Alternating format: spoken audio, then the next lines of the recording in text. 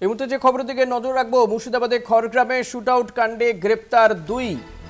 মুর্শিদাবাদের খড়গ্রামে শুটআউটের ঘটনা ঘটে এবং সেই ঘটনায় দুজনকে গ্রেপ্তার করা হয়েছে বলে জানা যাচ্ছে। বাকি অভিযুক্তদের খোঁজে খড়গ্রাম থানার পুলিশ। জমি বিবাদের জেরে সোমবার দিন গুলিবিদ্ধ হয় 4 জন। অভিজিৎ ঘোষ রয়েছেন আমার সঙ্গে টেলিফোনে। অভিজিৎ, কি জানা যাচ্ছে যে দুজনকে গ্রেপ্তার করা হয়েছে তাদের সম্পর্কে কি জানা যাচ্ছে, আর তাদের কাছ থেকে কোনো আগ্নেয়াস্ত্র কি উদ্ধার করেছে পুলিশ? একদমই যাদেরকে গ্রেপ্তার করেছে পুলিশ বাইতুল্লাহ শেখ এবং কুতুবুদ্দিন শেখ। বাইতুল্লাহর বাড়ি থেকে মোট 6টি তাজা বোমা উদ্ধার করেছে পুলিশ এবং কুতুবুদ্দিন শেখের কাছ থেকে একটি আগ্নেয়াস্ত্র এবং গুলি উদ্ধার করা হয়েছে। তাদেরকে ইতিমধ্যেই কাঁদি মহকুমা আদালতে তোলা হয়েছে। মহকুমা আদালতে তুলে 5 দিনের পুলিশি হেফাজতের আবেদন জানিয়েছে খড়গ্রাম থানার পুলিশ।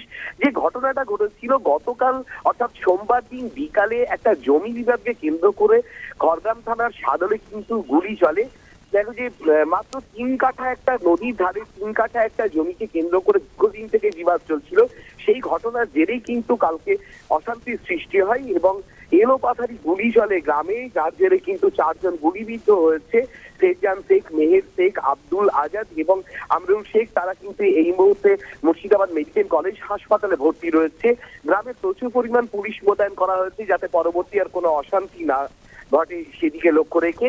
পাশাপাশি দুজনকে গ্রেফতার করেছে পুলিশ। এছাড়াও যে বাকি অভিযুক্তরা রয়েছে তাদের খোঁজে কিন্তু এলাকায় চিরুনি তল্লাশি চালাচ্ছে পুলিশ।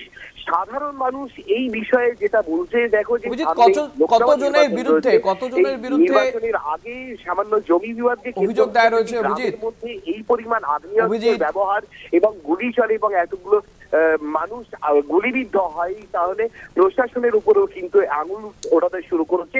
ফলে এলাকা যাতে শান্ত থাকে তার জন্য কিন্তু প্রশাসনের কাছে ধন্যবাদ অভিজিৎ মানুষ দরবার জানাচ্ছে। এই মুহূর্তে